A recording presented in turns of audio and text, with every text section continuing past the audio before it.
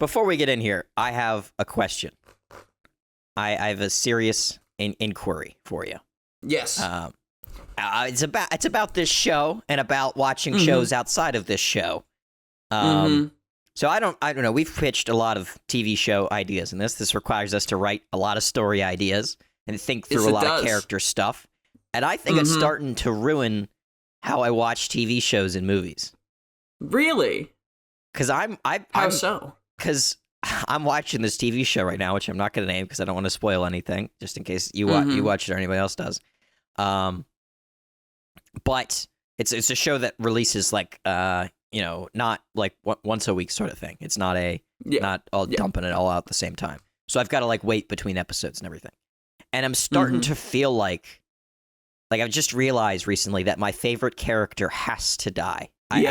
I see it, like, like I'm looking at it and I'm like, I don't see how this resolves unless my favorite character dies. I don't think they're going to die now. I don't think they're going to die in the next episode or the one after that. But I feel like they have to die. Like there's no other way to get around this because they're not the main protagonist. They're, a sort of minor character. And I'm like, if I was writing this, they have to die. And I know this isn't like a unique experience of making a podcast. It's probably, it's like anybody that watches a lot of movies or TV shows sort of gets the theme and feels like you sort of know what's going to happen after a while. But I'm watching this and I'm like, if I was writing this, I'm going to have to kill this character. And I'm now desperately watching this show, but also while watching it, trying to come up with the scenario how my person could live. I'm like, there's got to be a way. Maybe there's something could happen here. There's going to be some way that this person could survive, and I can't come up with one. I can't come up with a way. You have to kill your darlings, right? I think I do believe that we have uniquely, we have broken so many stories down, and just by the very nature of having done this podcast for 300 episodes, right? We have had to really familiarize ourselves with how character arcs work and how story structure works in order for us to tell compelling stories. And it's not even I don't know about you, I don't think about it even anymore. It's just kind of it's how it rolls, And I agree. It can ruin things because you're like, no, if this show or movie or whatever is going to be as good as it has been thus far, they have to kill this character or they have to break these people up, right? Or whatever, But in a way, it also makes it, I feel like it also makes it kind of bad because it's like if it's so predictable, that kind of makes the show worse. But at the same time, I can't imagine a scenario where it's good and that person survives. So it's like, it's annoying. It's annoying thinking about that. But you have to kill your darlings, right? That's a thing, Lots of writers and creatives struggle with that. Yeah, where they're just like, I like this guy so much. But you heard it here first, folks. Charlie said, you have to kill your darlings, kill your kids. That's what he said. Murder. Kill him. Your children. With a brick or a rock. Whatever you want. He's really on this rock killing thing. He was talking about murdering somebody earlier with a rock. Kill. I wasn't planning on murdering anyone. It was a hypothetical murder. Yeah, but I don't know. I mean, it sounded like you had thought about it before. Nah. I've never I was thought suggesting about other before. ways. I was like, a knife or a gun would be quicker, and you're like, no, I want to bash their head in with a rock. I'm like, all right. Like that scene in Sin City when Bruce Willis beats the yellow man to death. And he's like, I just keep punching until it's just wet floorboards against my fist, right?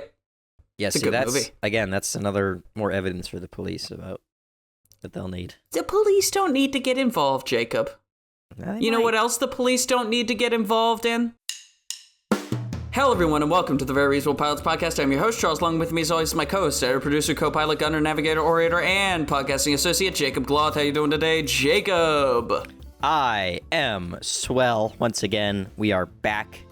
The Very Reasonable Pilots podcast, episode 251. Very exciting. Another pitch. No more Ivan Illich. He's out. He's gone. He's dead. He's dead. If you didn't listen to the show and you just read the title, he's dead. He's he's never coming back, and he never will be back again. Nope. Unless something else happened. I don't remember. I didn't listen to the episode. I just edited it and listened to it. Wait. You just edited it and wrote the second half of it and listened to it. Yeah, all that stuff. Yep. But I didn't listen to it independently. Anyway. No, of course not. I have a new pitch. An original pitch this week. No reoccurring characters from the past. No old storylines. Completely new. Something we've never done on the Very Reasonable Pilots podcast. A murder mystery. Ooh. Which we've done multiple times. Never done a murder mystery before. I didn't listen to Hard Bop Noir. I didn't listen to The Atomic Love Machine. I didn't listen to Splatterpunk 1 or 2. I didn't listen to any of these episodes. So we've never done a murder mystery as far as I'm concerned. I don't know. We've done a lot of Not a Dead Man. What is it? Dead Man's Tales? What's it called? I know exactly what you're talking about. I don't remember what it's called. It's my own show. Yeah. Too. Dead Man. It is your own show. Yeah. Dead Man Walking. Jeez. Dead Man Tell No Tales. Yeah, Dead Man Tell No Tales. Dead Man's Tour. Yeah. There we go. I never listened to any of those. Not Poets of Flesh, nothing. Nope, none of those. Well, it's partially your fault, Charlie, because you gave me the title, The Furious Case of the Piles. And while you told me that piles means poop, I wouldn't have been able to come up with something with poop, so I decided I took that as a murder mystery title. I have to tell you, because I tell people about this podcast in my real life, just because I'm working on shows and I'm like, oh, here's my title, give me an idea, right? I'll just tell people. I never use their ideas, of course, but it gets the creative juices flowing, in a sense. And I've been telling people about this title, and everybody has asked me independently, what is the Piles? And my answer has always been, it's whatever you want it to be. The Piles is whatever you want it to be. It could be anything. It could be about a big pile of books that's mad at the world, right? Like, I don't know. Big pile of briefcases that's angry. Boom. Well, who knows? The Piles is a person in mine. Oh. Lord Reginald James Knox Piles. Lord Piles. I like Piles as a last name. I think it's a solid last name. Piles. I'll run through the characters first, and then I'm going to be leaving out some details with the characters because it is a murder mystery, so you can't know everything. This is very much in the vein of Knives Out. I don't remember his name. Rian Johnson? Is that it, the director? Rian Johnson. The Piles is also a medical condition, which I will reveal at the end of the episode. Oh. I wonder if it's related to how the murder happens, because the murder is interesting. I'll explain how I came up with the murder idea once we get to the end. But it's an interesting way to kill somebody. Anyway, The Furious Case of the Piles. Our detective is Jean-Pierre-Emerick Augsburg, a 40-year-old Frenchman, hyper-eccentric, very forthright, loud, poetic, angry, excitable, alcohol, drug fiend, incredibly smart, but half his references are made up and the other half are true. Then we have his partner, Detective Marcus Watts, also in his 40s. Ignores 99% of the antics of his partners, but knows when to pick up the parts that actually make sense. Does, the actual average detective work, like taking statements, gathering evidence, talking to witnesses, using, gloves when he goes through crime scenes, which Detective Jean never does. He's constantly disturbing evidence, and the crime lab knows to discount his DNA in the... Probably smoking cigarettes, dropping ash everywhere. Yeah, they know his cigarette brand, they know his DNA, and they're like, all right, just discount that from the evidence. The crime lab's like, all right, we know Detective Jean is a bit of a mess. Then we have Ethel Ann Baker. She is the youngest grandchild of the or Lord Reginald Piles. Her mother, who's the daughter of Lord Piles, didn't come so that this is all set on Easter weekend, which is somewhat timely. Easter's kind of passed by now, but Easter weekend. Her mom didn't come to the Easter celebration because her mom hates her dad being Lord Piles, the granddad of Ethel Ann Baker. So only the granddaughters come. Ethel, and she likes her granddad, And she's kind of sort of up and coming on his list. So that what's important about the granddad is that he actually has a list of his favorite grandchildren. There's a printed out list that he has, and it's constantly changing. And she doesn't really care about the list like the other grandchildren do, but she's kind of approaching the top. No one can see the list, but there's sort of mutterings and rumors about it. Ooh, and there's a rumor that she's servant going up the list. Servant prints out the list, so the servant sometimes lets slip some information. Yeah, well, we'll get into the servants in a second, so we'll be able to pick which one of them's doing that. So Ethel is she's very sweet and sarcastic, not as wealthy as the rest of the family, dislikes most of them except for her granddad, and her granddad is uncharacteristically kind with Ethel. So mostly every other person the granddad argues with and sort of likes arguing with, but Ethel, if she argues with her granddad is very passive about it. So it's a weird relationship. Then we have Octavia Preston Renault.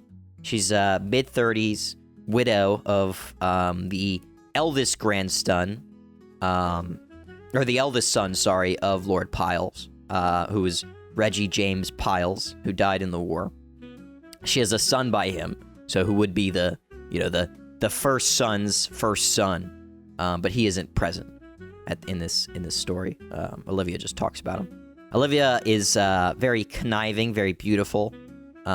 She met Reggie during the war as a nurse before he died.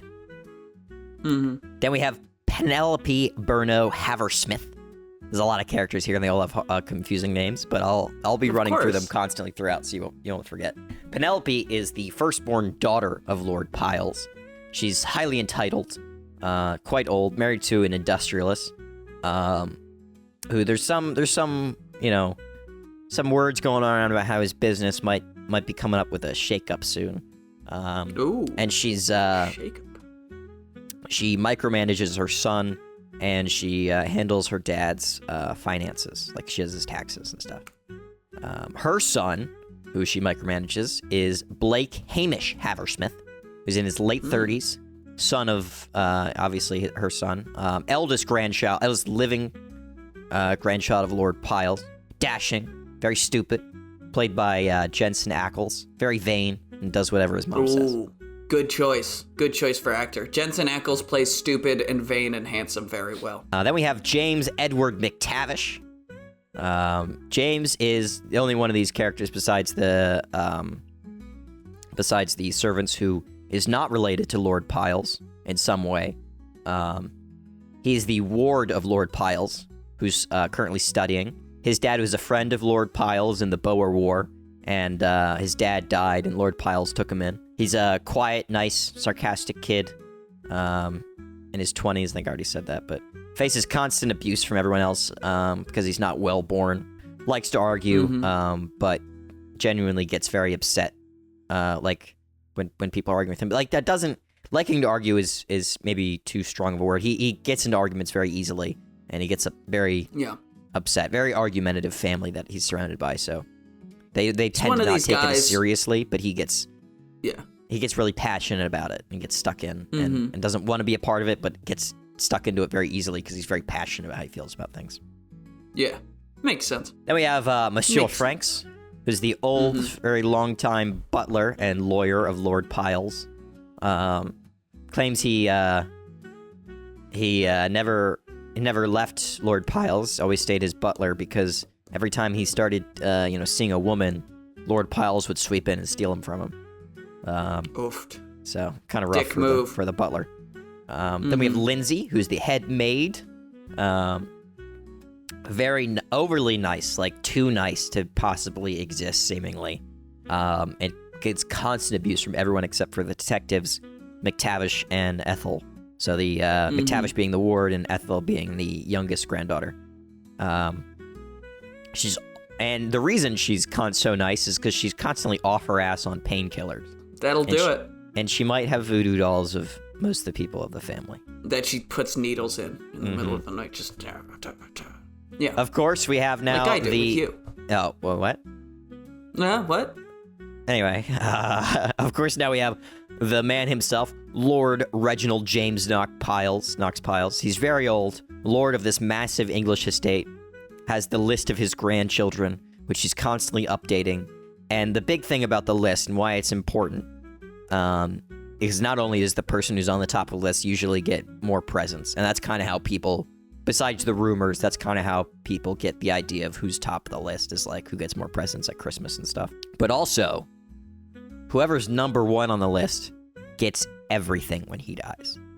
I was going to say the inheritance. Not just, most of the stuff, not just the house, everything. They get everything. That is the rumor, at least, from Monsieur Franks, who's the lawyer. So, it's probably true. Then we have knows is him. We have Rose Margaret Verona and Archie Xavier Verona. Rose Margaret Verona is the granddaughter of Lord Piles. Her mom is Lord Piles' daughter. She's I think I said Ethel was the youngest. She's not the youngest. Verona is the youngest because she's 14. Ethel is like early 20s. Verona, or Rose is, she's very stuck up, entitled, hates everyone, constantly asking when her granddad is gonna croak, but also is like the one that gives her granddad medicine and likes to play like nurse with him. So she's a very confusing little child. She's 14, little kid. So some right to be weird and annoying. Then her dad does not help in any respect. Her dad is the son-in-law of Lord Piles. His wife is Lord Piles' daughter. He's trying to, intercede on behalf of his overbearing wife, who's not at the event, but she's trying to get there constantly. So he's trying to sort of act as she would at this event for the family. But he's very timid banker. He's very quiet, and he's constantly ridiculed by his daughter and his sister-in-laws. Just this like very timid man who's getting abused, essentially. It sounds like there's a lot of abuse in this family. Oh, it's a family. Yeah. You know what? We'll get into it, but there's a lot of fighting going on between everybody.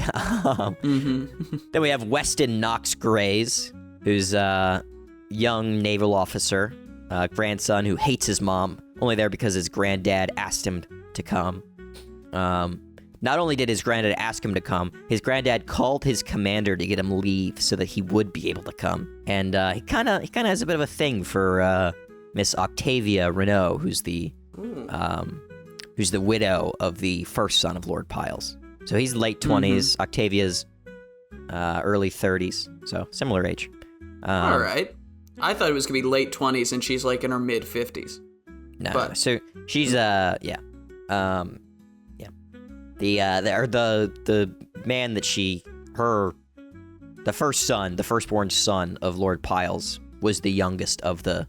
So he had all daughters first, and then later in life he had a son, and so a lot, maybe an accident baby essentially. So much younger than the daughters, and also Octavia was much younger than her husband.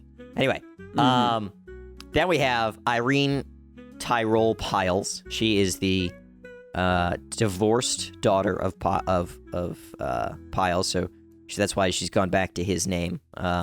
She's the mother of Weston Knox Grays, so she divorced Mr. Grays.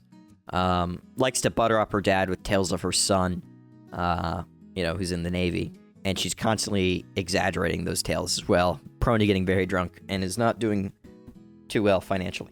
So those, of course not. Charlie, are the principal characters.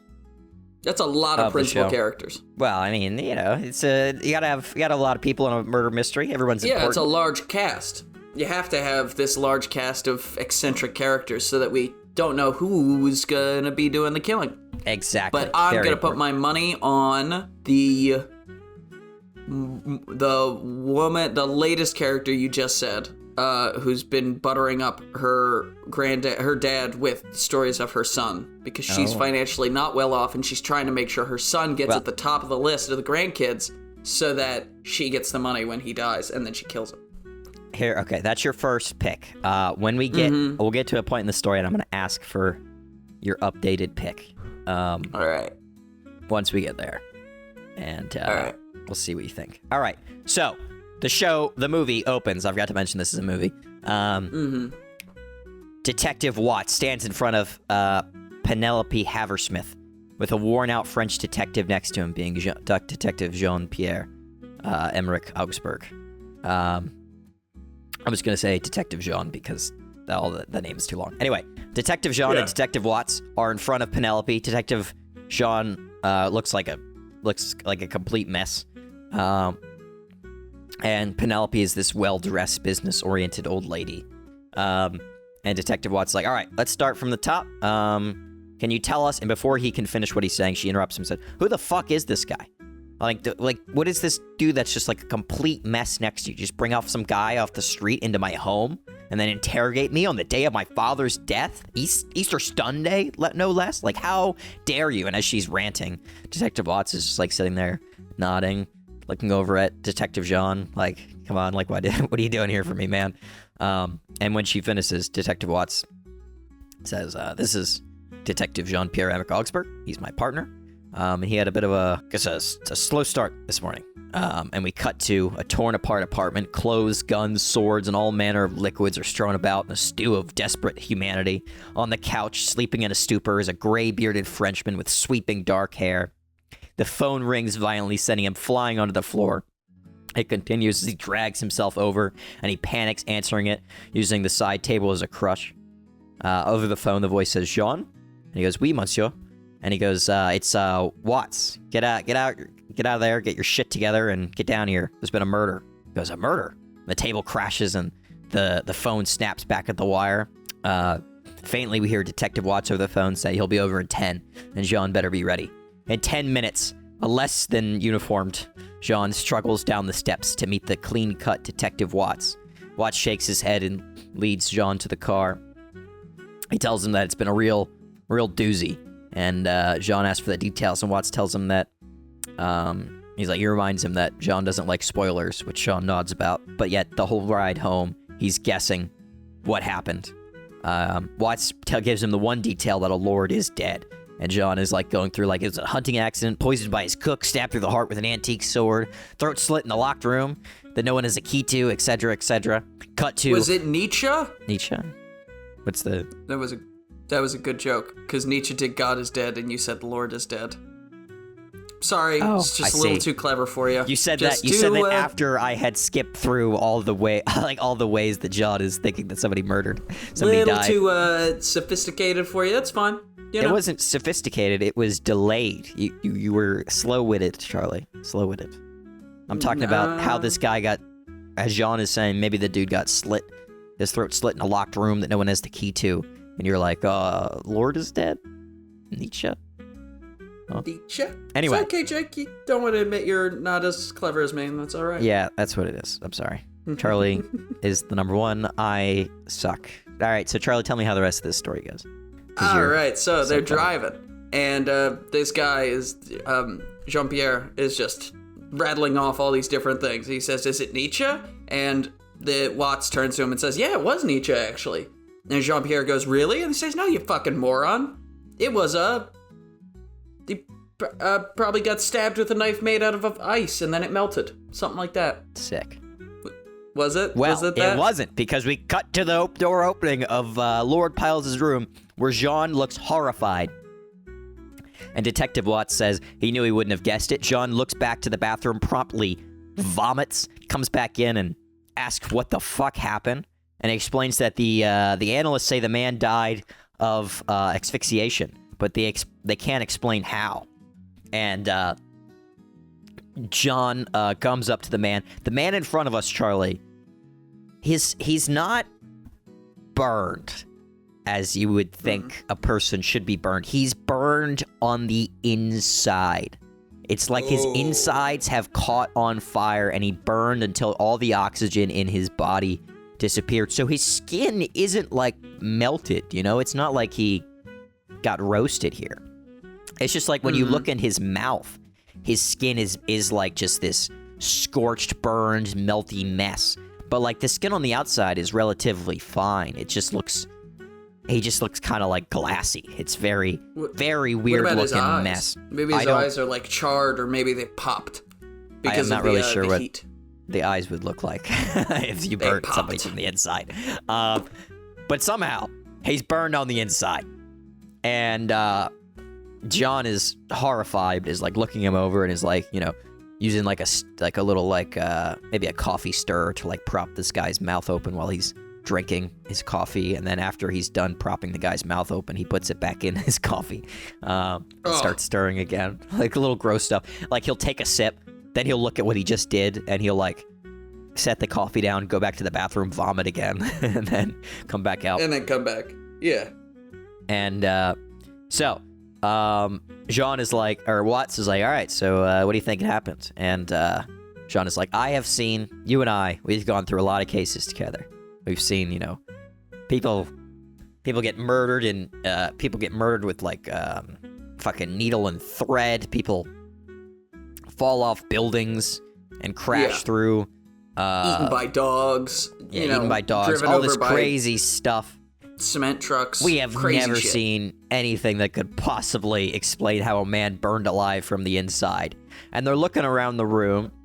He's like, if this man would have had to drink gasoline and a lighter. Like, none of this makes sense. And he's like, even if he did drink gasoline, like, he would have to, like, perfectly coat his inside so it would burn like this. And even if it did, it still wouldn't even look like this. It would have burned deeper than this. So none of it makes sense. And there'd be more, like, we would smell gasoline in the room, but they don't smell anything. Except charred man. Nothing about this makes any sense to him. And they looked through the room, and the only thing that was there, when he was discovered, was there is some scotch, some cigars, and a bottle of water, and like an empty medicine bottle. But none of this would explain. They like, look at the bottle of medicine. It's, you know, it's like some basic, you know, old man medicine that definitely wouldn't have caused whatever it is. Cigar, like whiskey and cigars. I mean, like, I guess alcohol is flammable, but and a cigar is a flame, but that wouldn't have done that, right? No like, fucking way. None of that makes any sense. It would have been impossible. Can you imagine that? Every time you drink whiskey and you smoke a cigar, you burn alive on the inside. Your insides would catch on fire? Even if there was like a 5% chance, I would never, ever drink and smoke at the same time. No, people do that all the time, and that's not a problem. Like, people would never do that. Like, and like, if it did cause the problem, and it doesn't, so it's not an issue. But somehow this man burned alive. Anyway, so they're like, we clearly need more information here. There's something that happened that we don't understand. This guy spontaneously combusted from the inside, and as far as we're aware, that's not like a condition somebody can have. So they head downstairs to interview the family, who is furious and angry. Blake is trying to comfort his mom, Penelope, who is not really of need of comfort. She just wants to yell and criticize the detectives for not having an answer already. As Blake is trying to comfort her, it seems like Blake is the one that is actually of need of comforting, and Penelope's just sort of pushing off her son. And yelling at the detective.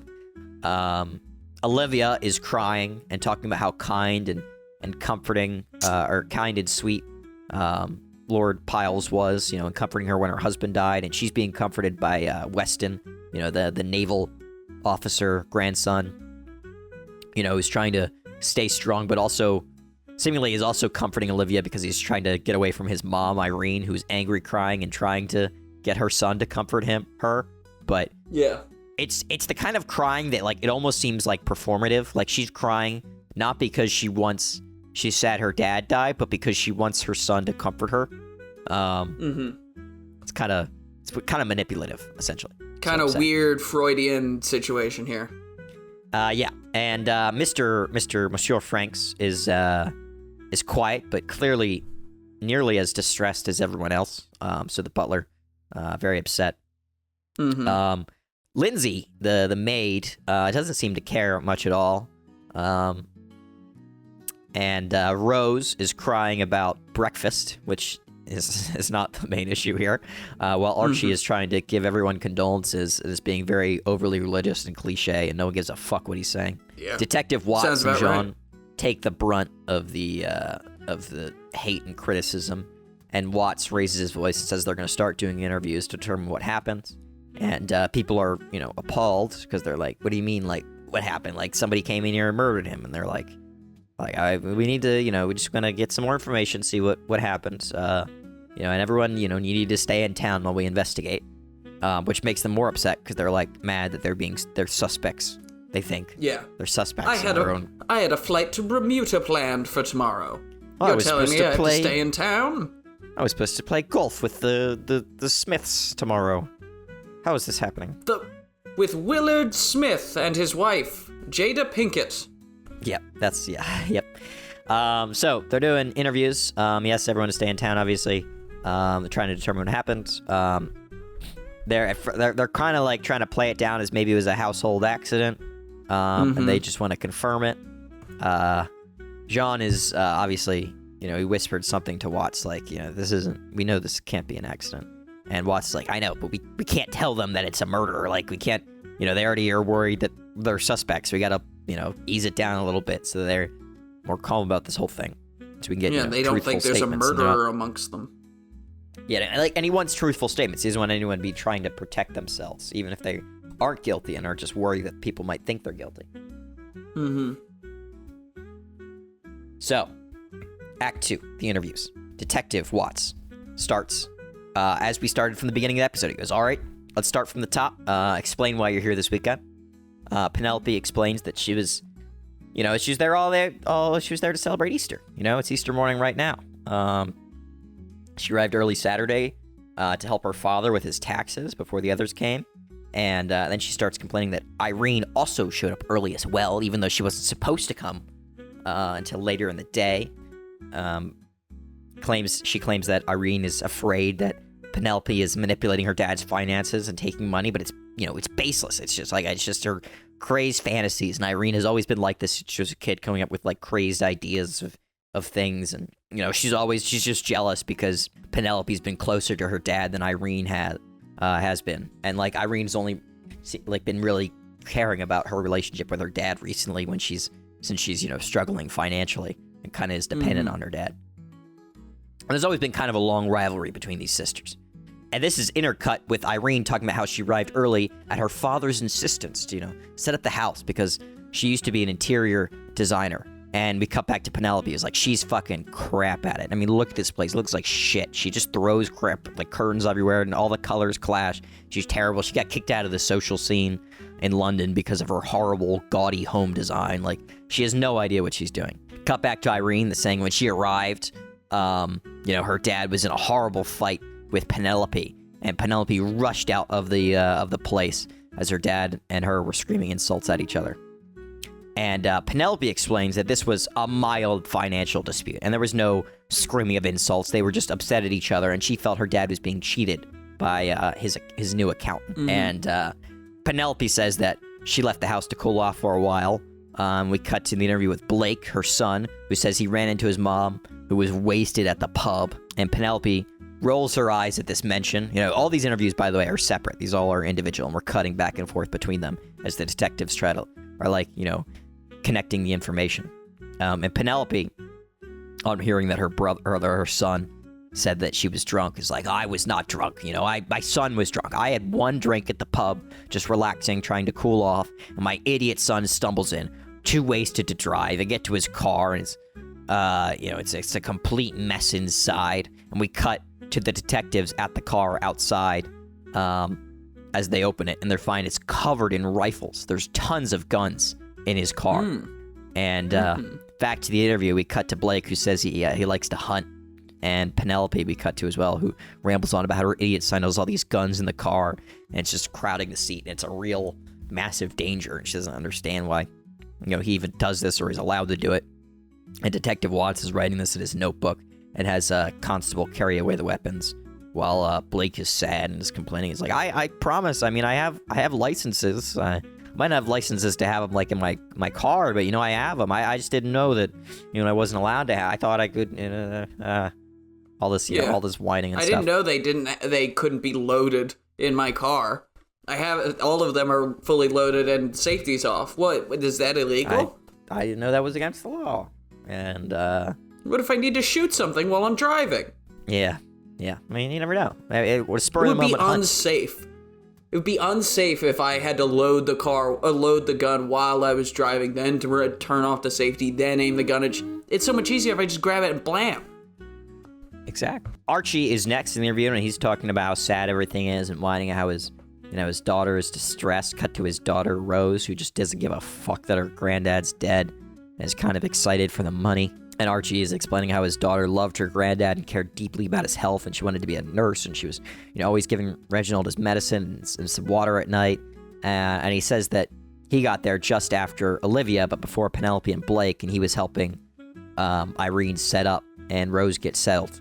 Cut to Irene, who rants about how shit Archie is at everything and how she hates him and everybody hates him. And Rose hates him as well as his daughter. And he said that even Lord Piles hates him. And when Archie got there, he spent like a good amount of time getting yelled at in Lord Piles' office. Cut to Penelope, that she says she heard from Archie's wife, that her sister, that he's been, Archie's made some bad investments recently and was struggling financially, and he was probably going to Lord Piles to get some help, as he's done in the past when he's had like bad investments. We cut to Archie, who's fuming in a sort of fumbly way. He grumbles about how he told, that he was told the stock was a shoo-in and the man on the phone was really nice, and he's going in all this financial detail that nobody really needs to know about, and the detectives are kind of annoyed that he's talking about. And Penelope, really ought to watch her mouth because she's already lost so much money. He's already lost money in the investments that he put in with her husband. And before we can get more detail about that, he breaks and he asks, like, why are you even asking? Why do you even know about my finances? We're supposed to be investigating a murder here. And the detectives, like, okay, we're actually gonna call a short recess, and we'll get back after you guys can settle down a little bit, because people are getting a little too heated talking about their finances. They're obviously more concerned, more heartbroken about the finances than the death of their patriarch. Exactly. So the detectives agree to a short recess. Detective Watts is annoyed they haven't really got into any of the murder yet, but Jean says they need to get like the full picture to understand who might have done it. So, by the way, the whole time, Detective Watts is the one asking the questions, and Jean might whisper something to him or like point at his notebook or something. But Jean doesn't engage with the people. Yeah, I imagined him walking around behind them. I know that they're obviously not in an interrogation room in like a police precinct. They're in like a side room, maybe a kitchen or a pantry or something. But I imagined it's kind of a dark room, and you have Watts who's kind of they're not doing good cop, bad cop. They're doing regular cop and weird cop.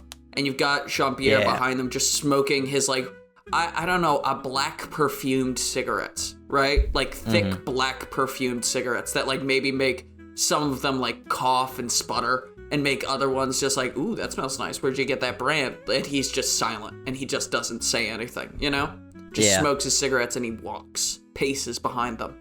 Maybe he's like going around the room, like playing with books and stuff and looking around. Yeah. And picking things up, flipping through books. I want there to be like an almost telepathic communication between Detective Watts and Detective Jean. Like, Detective Jean will do something in the room, and Detective Watts will be like, all right, he wants to ask a follow-up question about this. Like, he can just tell by the way Detective Jean does things, like what he wants him to go into. Because they've worked together for like so long. Yeah. Yeah. Detective Watts knows how to translate Detective Jean's like eccentric attitudes. Yeah. All right.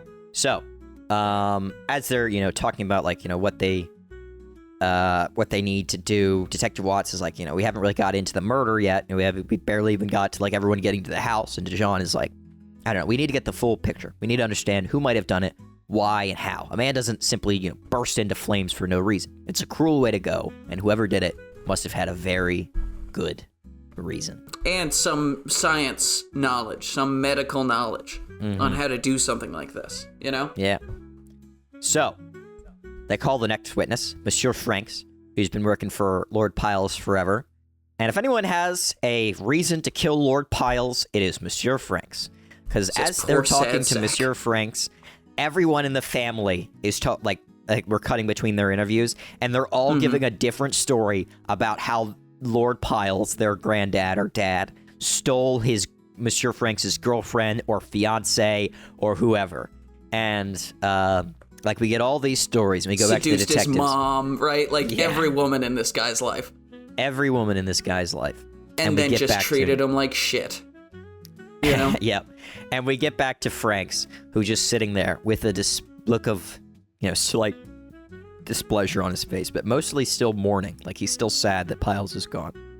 Mm-hmm. And it's just, there's no real logic to any of it. Like, doesn't look like he's getting upset. He's just still sad. And he's like, Lord Piles, he had his ways. That's, nothing I could do about that, but he was a good friend. Yeah. Seems almost like a, Stockholm Syndrome meets, like, maybe Mr. Burns and Smithers-esque. Like, he's secretly in love with him. Oh, he's gonna spoil things, Charlie. Jeez. Let's move on from that. Anyway, Lindsay, who's next, the maid, she complains about everyone's habits.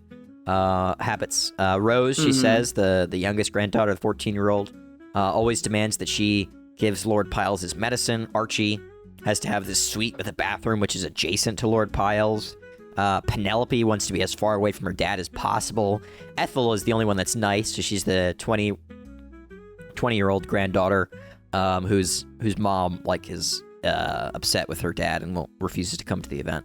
And she's relatively nice to Lindsay, and she always takes the small room on the first floor that's next to Lindsay's room and James McTavish's room. James McTavish, who's the ward, who Lindsay said is always a big help around the home. And Lord Piles likes him very much, and the two get on. They get on pretty well, but they did get into quite the argument the other day, and they haven't spoken a word since.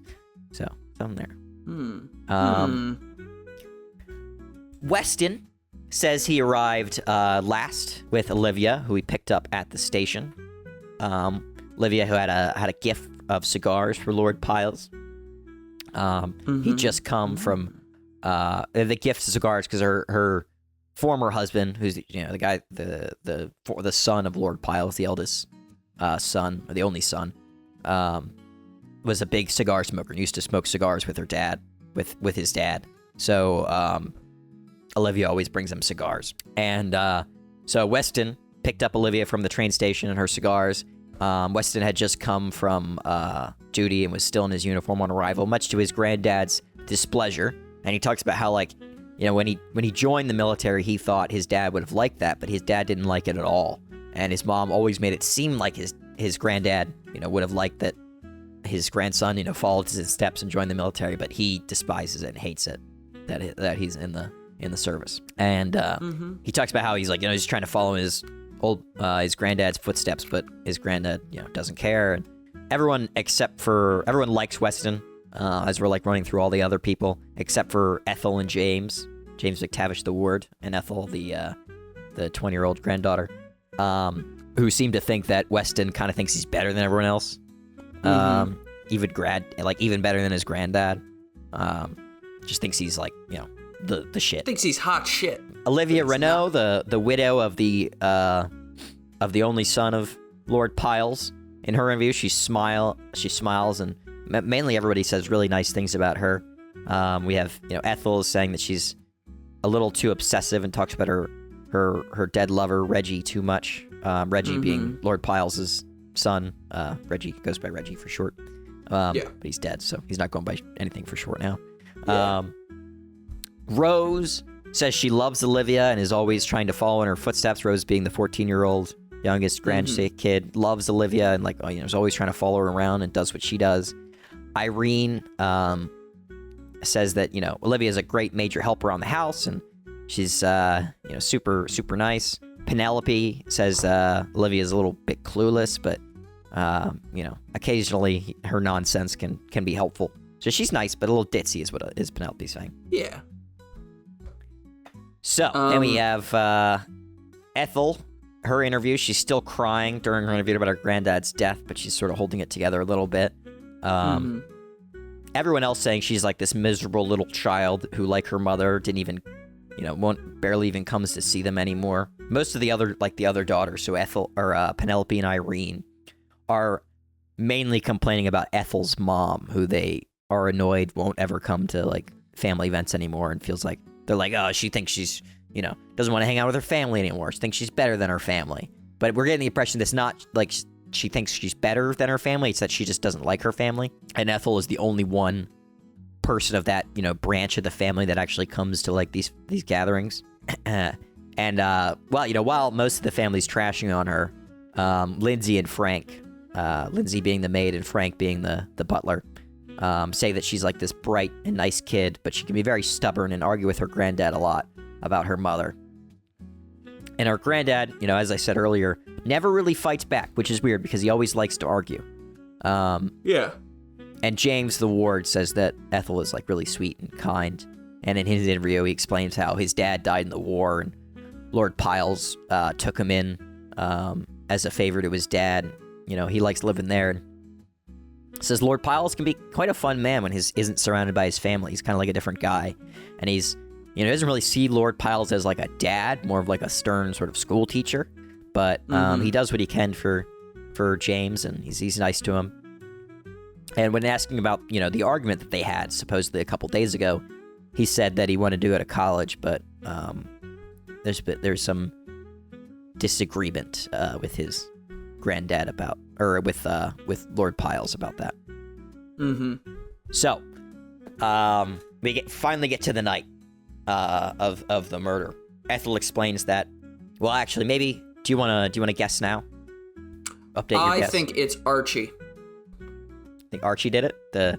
I think Archie did it because he was insistent that his 14-year-old daughter always give the pills to her granddad, which makes me think that he was studying the pills. And he puts on this show of being kind of a dumbass, but it would make sense to me that he's like, all right, if I can kind of convince my whole family that I'm an idiot who needs their help, they're not just going to abandon me.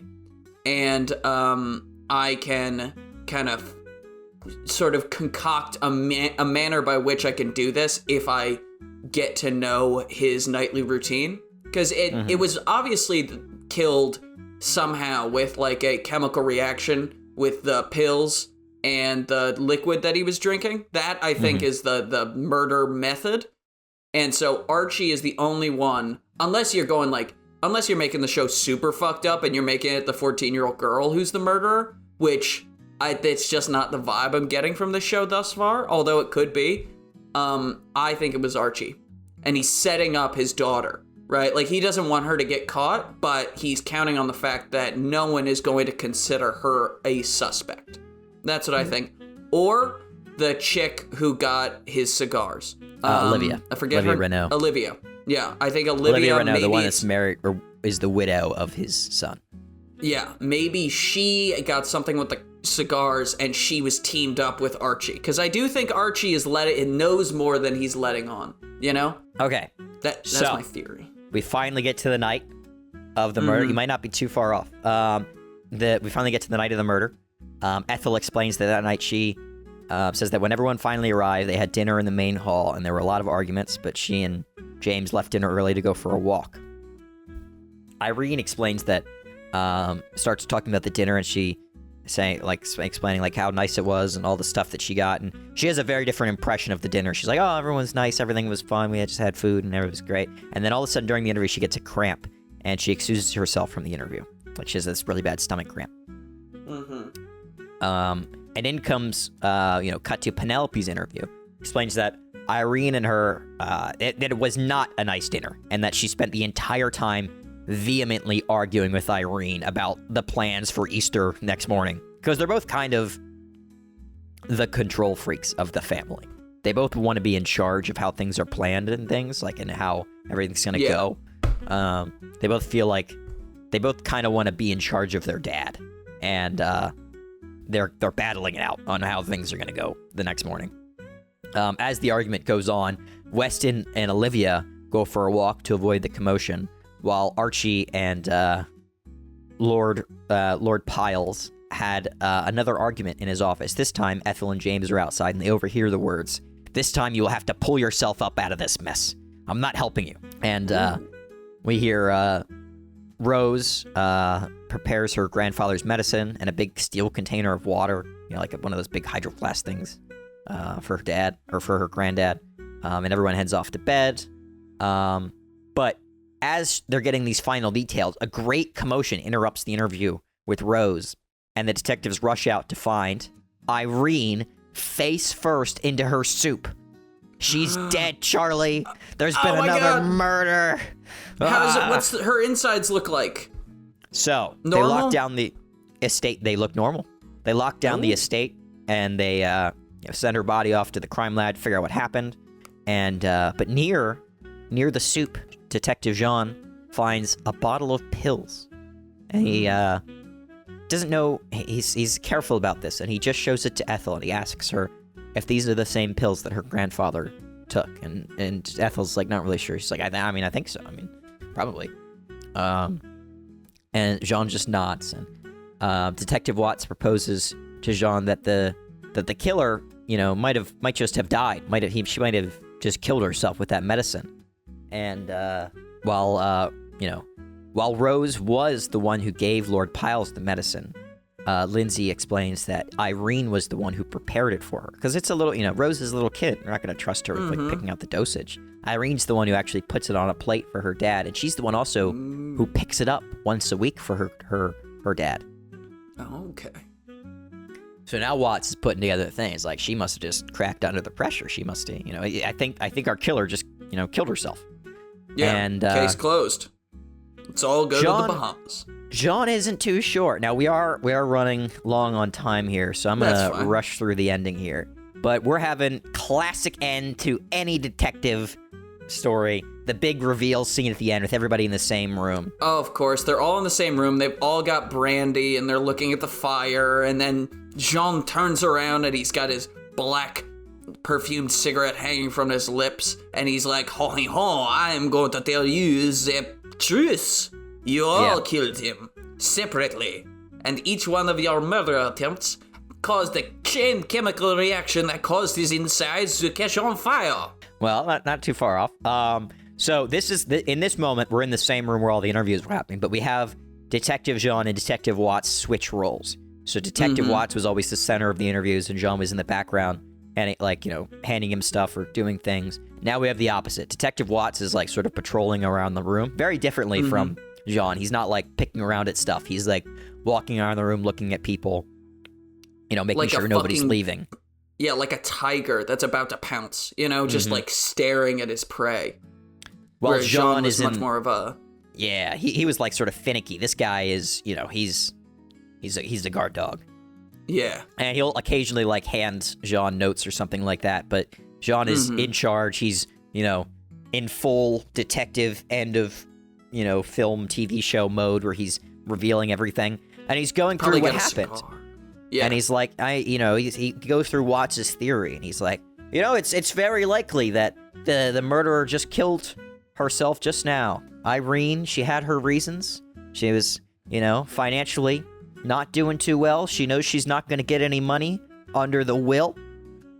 And she's thinking, well, if my dad dies before the will can be officially, updated or changed, and maybe if the will doesn't, it can be hidden. I can get some money out of this instead, or maybe I can get some money from whoever gets the, if Weston is the top of the will, I can get some money from him.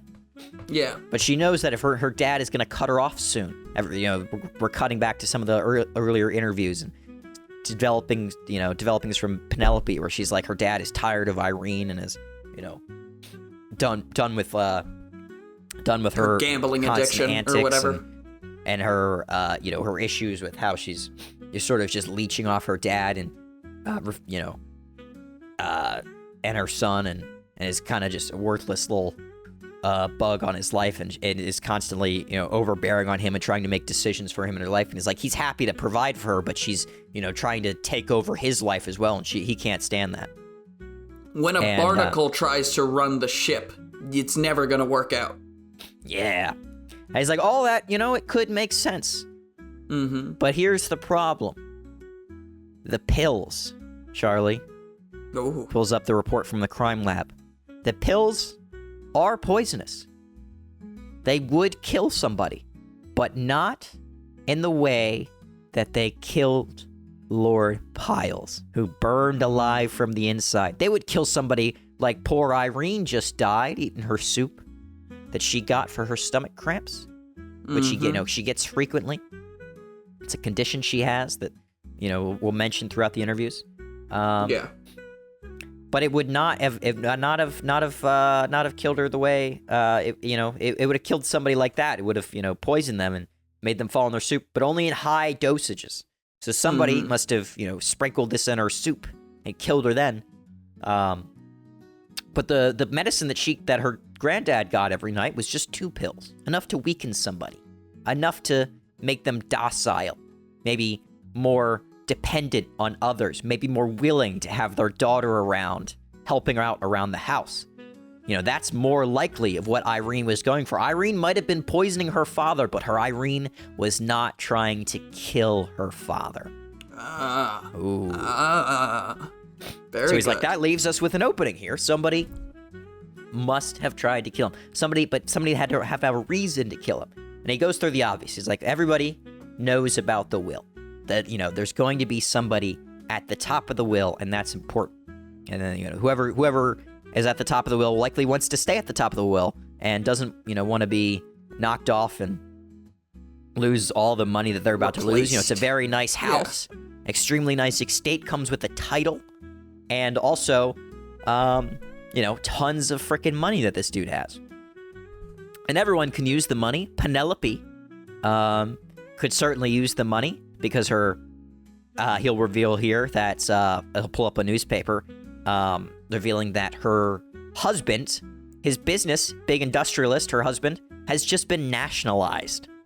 So all of his his privatized business now belongs to the government, and he no longer has it. It just ceases to exist, and they got like a really small payout. So Penelope, she's got motive. Her entire business is gone, and she's been skimping some money off the top from her dad by manipulating his finances, which was the reason for that argument in the morning that Irene talked about. The detectives, they talked with the accountant. We'll cut to an interview with him, and it turns out she was like skimming money off the top, and her dad finally got wise to it when he got like audited for like taxes, and they realized that no, like he's been paying his taxes fine. It's just he's been losing more money from somebody else, and he's realizing that his daughter has been lying about how much money has to pay in taxes and taking money off the top. And so he got this new accountant that's going to take over, and he told Penelope, like, I'm not only, cutting you off from, doing my finances, but I'm cutting you off any help financially. I'm not going to help you once your husband's business falls apart. Like, you're on your own. So she's got a reason to kill her dad. But then he goes to, the other people. We got the crazy little 14-year-old girl who's constantly, who's always been the one that's delivering the medicine to her granddad. And he pulls out the bottle of water that she has, and he's like, but this doesn't really explain it. A little girl, some water, some medicine. She wasn't involved with that. No, she wouldn't be smart enough to know any ways to burn somebody on the inside. That wouldn't make any sense. Somebody would have to, to give her some more information. Somebody would have to help her. Someone would have to trick her, maybe. So he's running through the other people. He goes through Weston Knox Grays, who he reveals was recently at the top of the list and would be the person with the most to lose if the list was changed, which he reveals at this moment the list was changed. There was a new person at the top of the list, which he gets from Monsieur Franks. It was changed just this past week, so on Wednesday, the same day that James Edward McTavish was in an argument with Lord Piles. And he reveals that there is a new name at the top of the list, and it is Miss Ethel Ann Baker, the 20-year-old granddaughter, who he reveals, Lord Piles never argued with her because he always felt bad about his estranged daughter, and he felt bad about isolating his daughter. And he felt like the only way he could connect with his distant daughter is through his granddaughter here. And so that's why she's at the top of the list. And that is what James McTavish and Lord Piles were arguing about, is like how McTavish was planning on going to college, and he was going to go to college near the near Miss Baker's, like the Baker family.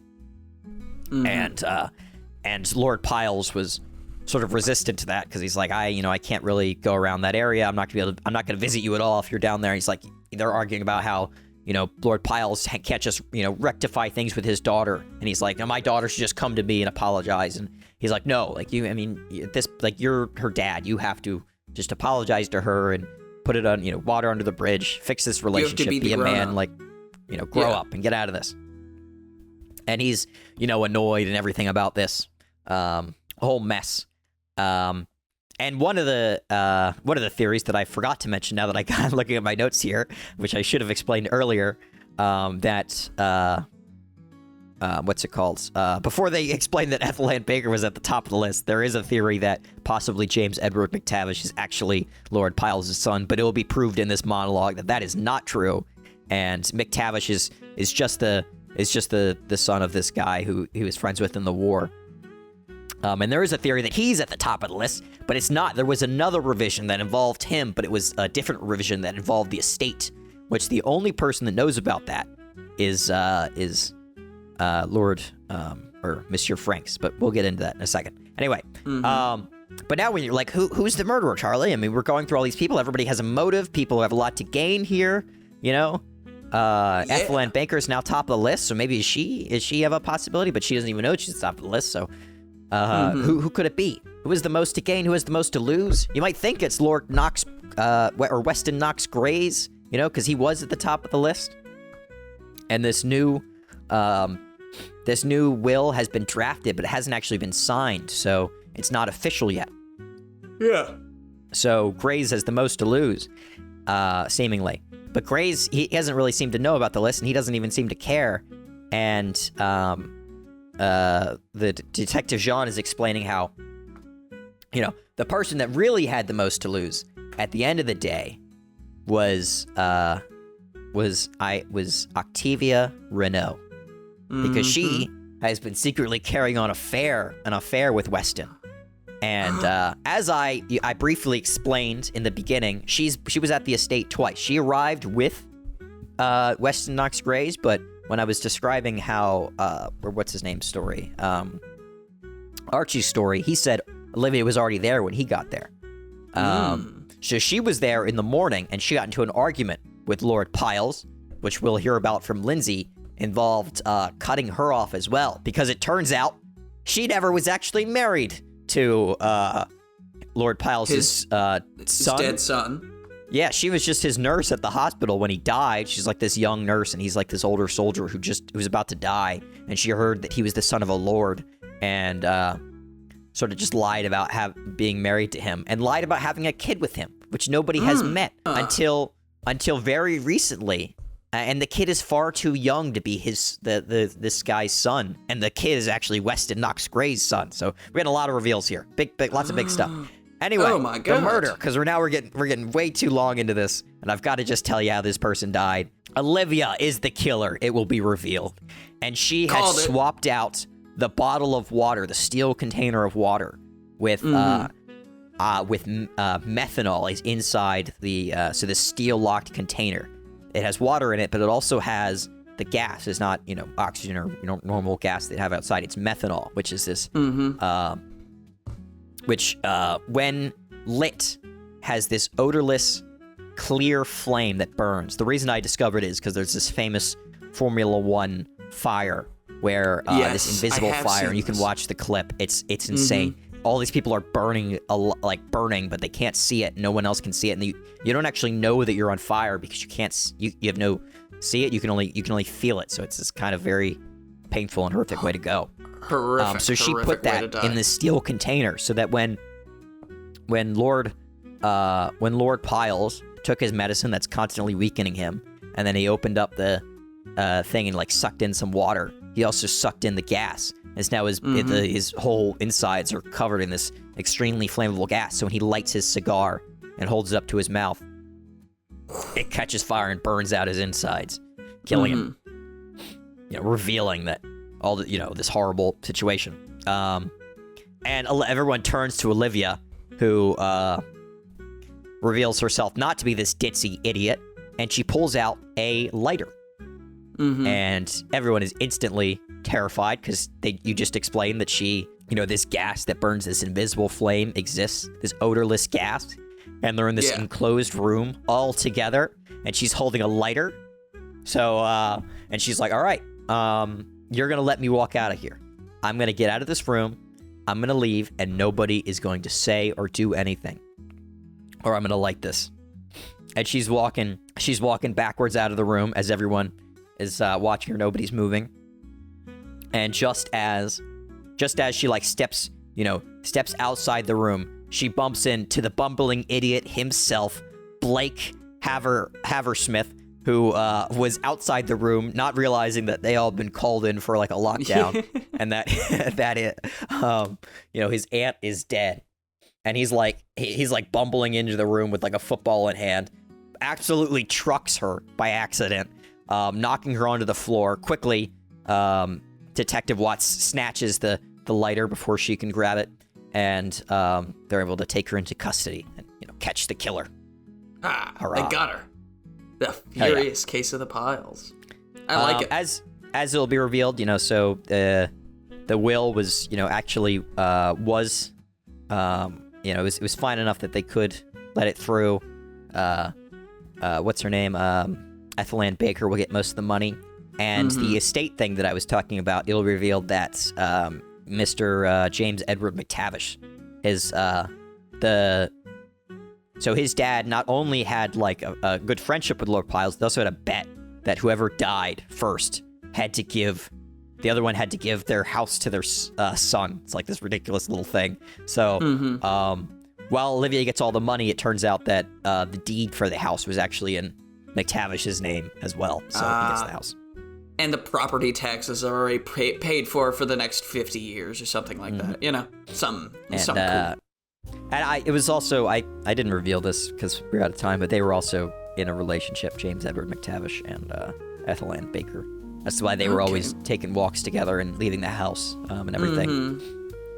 If I had more time, I would explain that there was a possible theory that they were in a conspiracy together, but